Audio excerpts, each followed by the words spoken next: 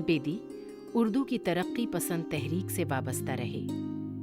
उन्होंने अपनी जिंदगी में समाजी खिदमत को भी जगह दी, अवामी मफाद के हक में लिखा भी, फिल्मी दुनिया से अपनी गहरी वाबस्तगी को भी जाहिर किया। एक वक्त ऐसा भी आया कि उन्होंने नौकरी से इस्तीफा दे दिया और रेडियो आर्टिस्ट के लिए दरख्वास्त दी, और उनका इंतखाब लाहौर रेडियो स्टेशन पर बतौर स्क्रिप्ट राइटर हुआ। उन्होंने यहाँ रेडियो के लिए कई ड्रामे लिखे। उन्होंने हिंदुस्तानी समाज में मोहब्बत, यगांगत और इत्तेहाद के लिए जोर दिया और इसके लिए हर मुहाज पर डटे रहे। उन्होंने कई मुल्कों का दौरा भी किया और अपनी फिक्र से लोगों को रूशनास कराया। बेदी फिल्में बनाते रहे, अफसाने लिखते रहे, महफिलों में दोस्तों को खुश करने के लिए लतीफ़े भी सुनाते रहे।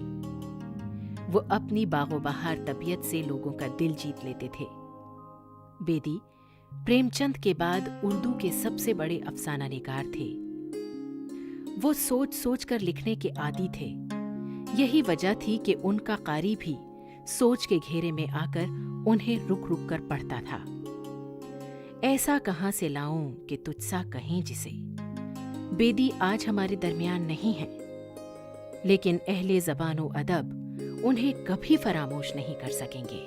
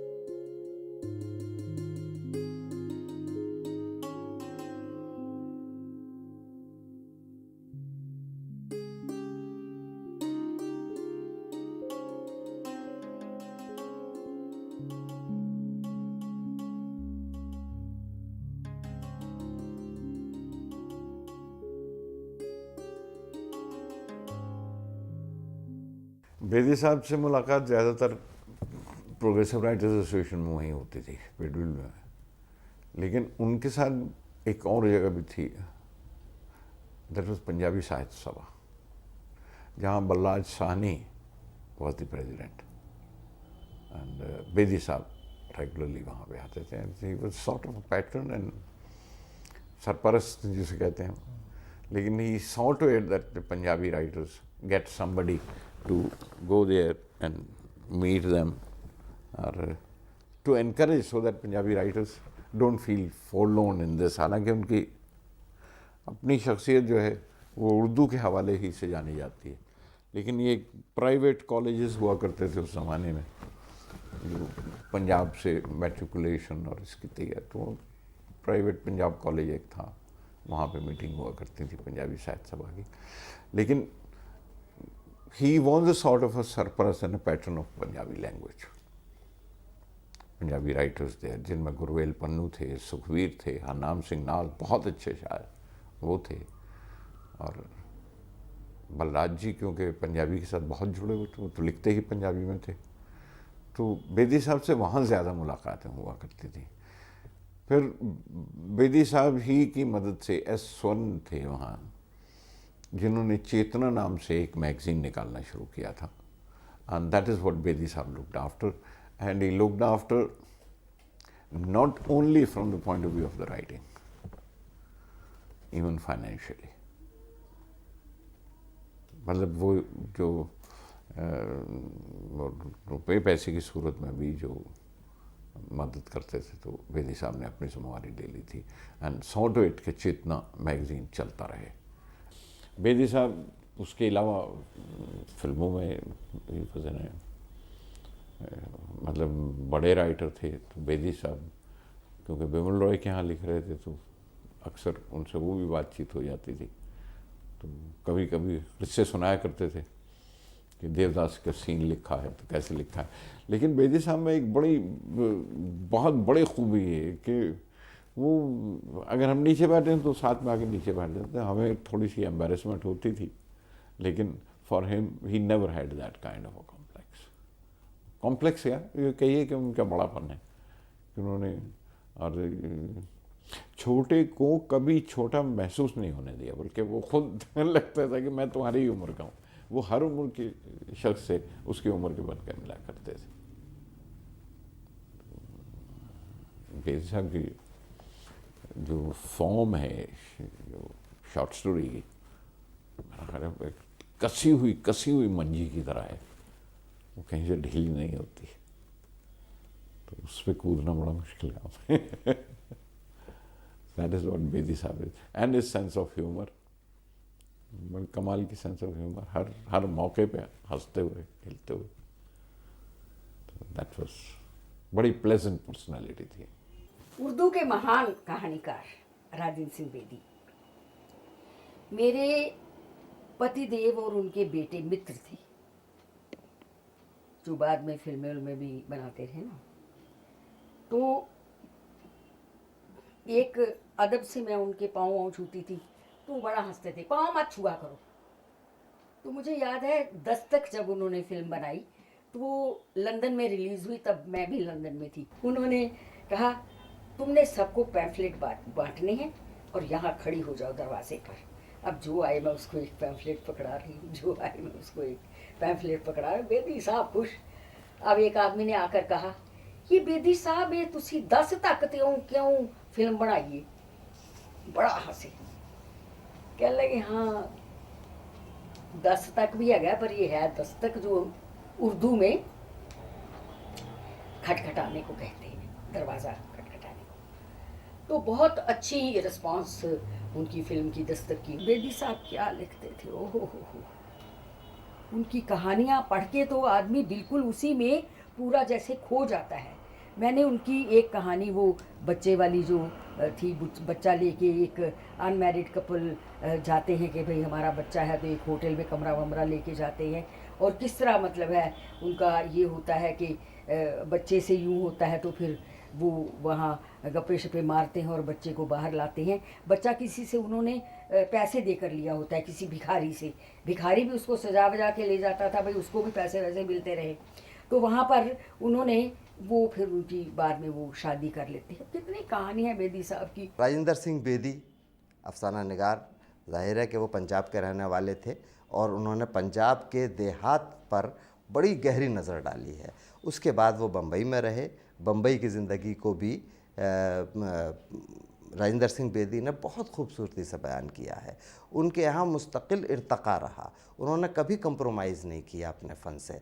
आखिर तक कहानियाँ जो सिर्फ़ एक सिगरेट एक बाप बिकाऊ है, जो आखिरी ज़माने की उनकी कहानियाँ थीं, उनमें भी महसूस होता है कि इर्तका हो रहा है। चश्मे बद्दूर जो उनका अफसाना है, शुरू का अफसाना जो भोला अफसाना लिखा गया था, लोगों ने हैरत की कि हमारे उर्दू अफसाने में भी इतनी गहराई से कोई सोच सकता है, नफ्सियात पर इतनी गहरी नज़र किसी की हो सकती है।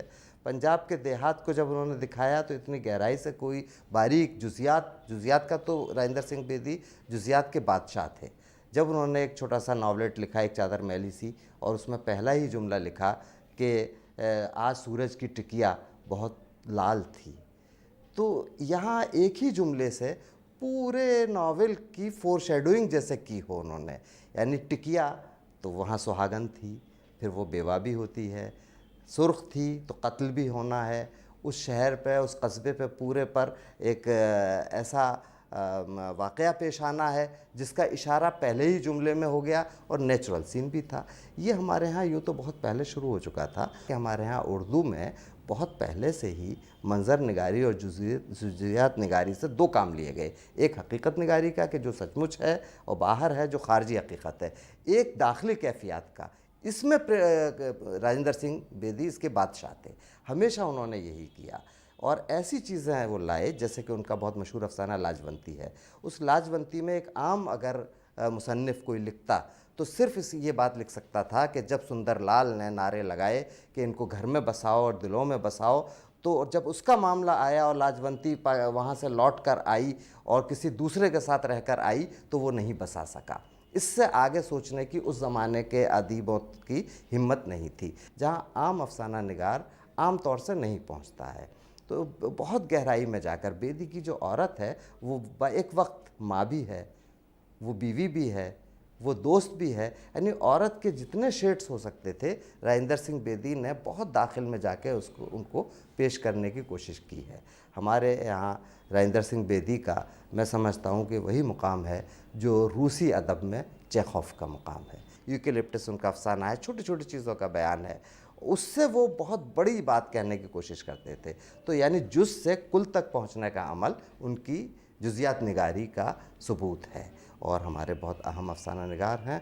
ज़ाहिर है कि राजेंद्र सिंह बेदी जिस गहराई में पहुँचते हैं उसमें दूसरा हम असर नहीं पहुँचता। इसी तरह कृष्ण चंद्र जिस वसत में पहुँचते हैं, अगर कृष्ण चंद्र के यहाँ वसत है तो राजेंद्र सिंह बेदी के यहाँ गहराई है। ये दोनों में बुनियादी फ़र्क है। बेदी बात करते थे तो वो बहुत सोच के करते थे और लगता था कि वो बहुत सोच के कर रहे हैं। अब इसको आप जो भी कह लें, खूबी भी कह सकते हैं, लेकिन मैं समझता हूँ फ़नी इम्तियाज़ ये होता है कि आप लगे ना कि बहुत सोच रहे हैं। वो इनमें सिर्फ मंटो में थी।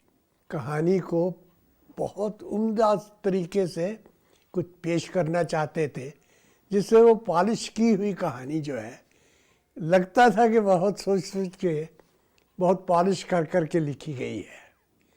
तो ये भी एक कहानी पढ़ते हुए लगे ना तो आप इसको खूबी भी कहेंगे कि उसमें कमज़ोरी नहीं होगी, लेकिन खामी एक नेचुरल पैदा हो जाएगी कि वो लगेगा कि आखिर बेचारा जो है उसमें वो स्पॉन्टेनिटी नहीं रही, जो चलता जाए।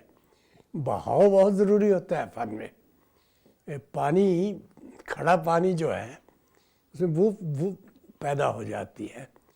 पानी बहता रहे दरिया का तो उससे जो बनता है मामला, मौसीकियत आती है ख़याल में, तो वो तो चलते चलते ही आती है। लगना नहीं चाहिए कि आप बहुत सोच के लिख रहे हैं, लेकिन बदकिस्मती ये है कि ये फितरत अपने आप पर हावी करने के लिए हमें बहुत ज़्यादा, बहुत गहराई से सोचना ही पड़ता है। धुआं निकल जाता है आदमी का इस खूबी को हासिल करने के लिए। हमारे लिए ये लोग तो खुदा थे। इनके बारे में सुन के एक एक नई कहानी जब छपती थी तो भाग के लाना पढ़ना, ये तो आज उनके बारे में बात करना बड़ा मेरे जैसे आदमी के लिए आसान नहीं है। लेकिन ये था कि बेदी साहब को बहुत एक रिगार्ड करते थे हम, बहुत हमारे लिए बहुत बड़े आदमी थे वो, और बहुत पुरखुलूस थे, बहुत हंस के, बहुत अच्छी तरह बात करने वाले। उनकी कहानियाँ हम लोग ज़ाहिर सारी पढ़ते थे, और उसके बाद वो फिल्मों में आए।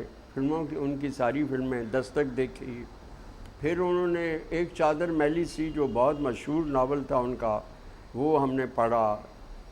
तो हमारे लिए फिर उनको जब हम देखते थे कि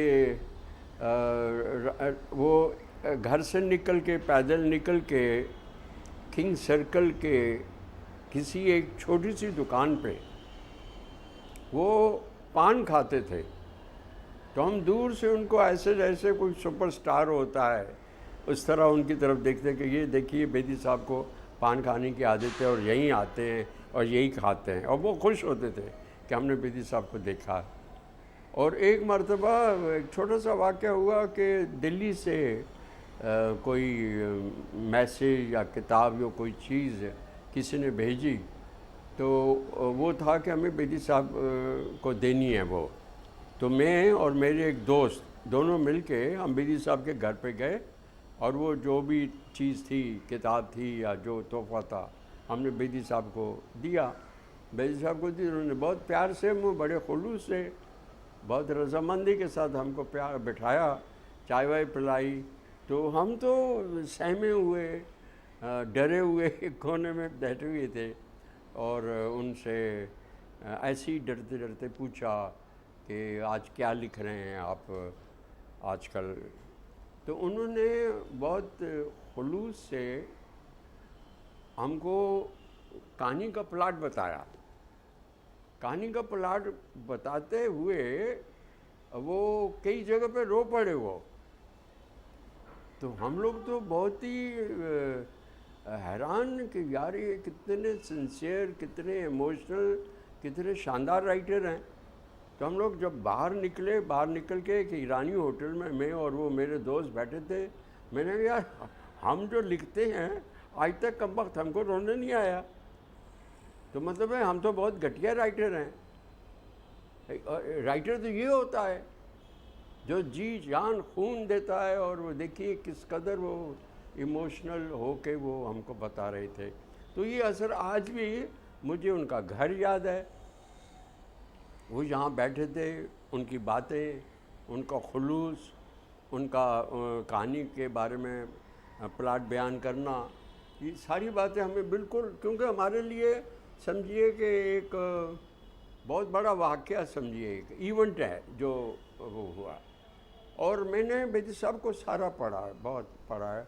और शुरू में थोड़ा हमको लगता था मुश्किल हैं वो जैसे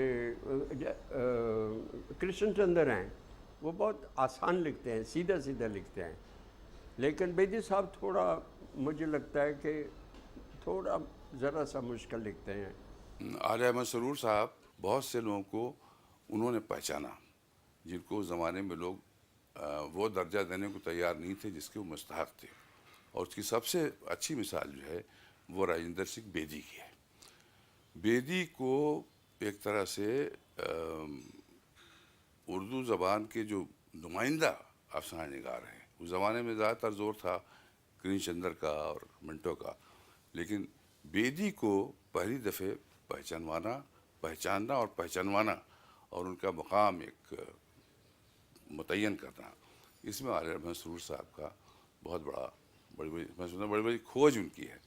और ख़ुद बेदी इसके आखिर तक बहुत कायल रहे। बेदी की अदबी खिदमात के एतराफ़ में मुख्तलिफ़ यूनिवर्सिटियों में तहक़ीक़ी काम होते रहे हैं। उन पर कई मोतबर अदीबों और नक्कादों की किताबें भी शाया हो चुकी हैं। इन किताबों से बेदी की अदबी तख्लीक़ियत और रुझान का पता चलता है। वो एक मुमताज़ फ़िक्शन निगार थे। उनके अफ़सानों के 4 मजमूए शाया हुए। कोख जली, अपने दुख मुझे दे दो, हाथ हमारे कलम हुए और मुक्ति बोध। बेदी फिल्में बनाते रहे, अफसाने लिखते रहे। एक बाप बिकाऊ है, लाजवंती, गर्मकोट, अपने दुख मुझे दे दो, इनकी मशहूर कहानियां हैं। जब बेदी का पहला मजमुआ 1936 में दाना-ओ-दाम के नाम से शाया हुआ तो उनका नाम अदबी हलकों में आम हो चुका था और उनके दूसरे मजमुए गिरहन की 1941 में इशाअत के साथ ही वो उर्दू के मुस्तनद अफसाना निगार तस्लीम कर लिए गए। इनका नॉवेल एक चादर मैली सी भी बहुत मशहूर हुआ। ये सबसे पहले रिसाला नक़ूश लाहौर में 1960 में शाया हुआ। इस नॉवेल पर बेदी को साहित्य अकादमी का इनाम भी मिल चुका है। इसके अलावा भी उन्हें मुख्तलिफ एजाज़ात व इनामात से नवाजा गया। उन्हें हुकूमत हिंद ने पद्मश्री से भी सरफराज किया।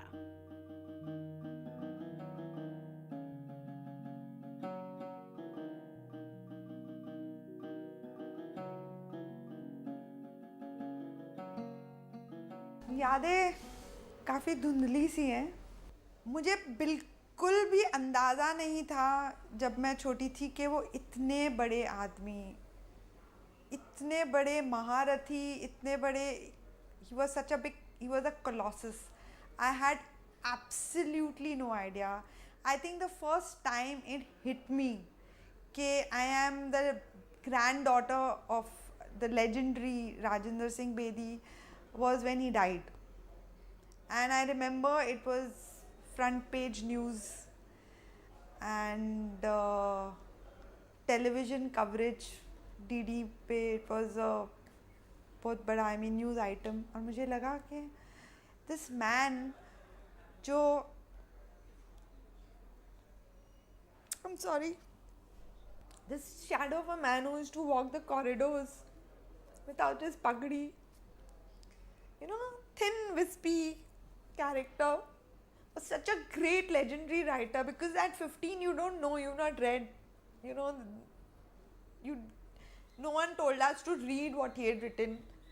And I really resent my family for right from my aunts to my father to my mother, that they never told us पढ़ो जो दादाजी ने लिखा है, या किसी ने भी नहीं कहा कि उर्दू सीखो. People took him for granted in the family, you know, कि हाँ सुबह उठ के भोजी लिखते हैं, फिल्म डायलॉग में ट्रांसलेट हो जाता है, फिल्म बन जाती है, नॉवेल्स छपे थे. तो he was like a common regular man in the house. भोजी सुबह सुबह उठते थे, उनका एक कॉर्नर था हॉल में, क्योंकि 2 बेडरूम का घर था, एंड एक कॉर्नर था हॉल में जहाँ पे वो सुबह, मम्मी कहती हैं कि 4:30-5 बजे उठते थे और तब लिखते थे और जब तक सब उठ गए, मॉर्निंग के एबोल्यूशंस सबके शुरू में, बेदी साहब का लिखना, he had finished with his writing. At 32 or 31, when I turned 31 or 32, and I was married by then, I had a son, and I had just conceived my second child. I happened to read his short stories in English. It's very embarrassing today when I look back and I see that I had to read it in English and not read it in the Urdu lehza, because that's what he was all about. And I remember reading Lajwanti and crying and feeling so helpless that I never knew this man. I never got a chance. I just knew him as a figure who would walk the corridors, who had suffered from a stroke. You know, his right hand was not working, who was frustrated that he couldn't write. Everything was trapped in his head. And then of course, उनको फिर cancer हुआ, तो slowly, you know, he just became weak and he passed away. But Bedi साहब को I think सबसे बड़ा सदमा तब लगा जब my father, his son, passed away. And I remember people calling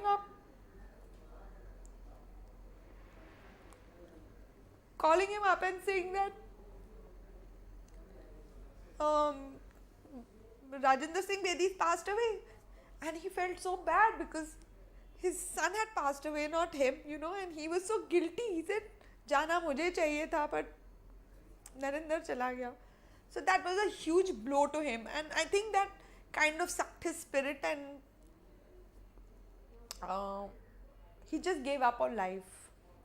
I mean, the only regret I have is कि आज की जनरेशन को पता नहीं कि राजेंद्र सिंह बेदी कौन है, और मेरे लिए बहुत शर्म की बात होती है जब कोई मुझे पूछता है, आप राइटर कैसे बने, तो मैं कहती हूँ कि एक्चुअली हमारी family, you know, we are family of film makers. My grandfather was a writer.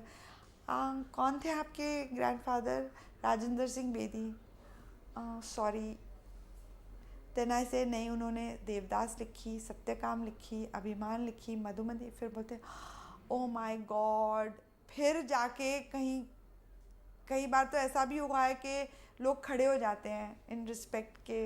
Before I die, I know one thing, I want his name to be revived once again and people to know him for the great writer.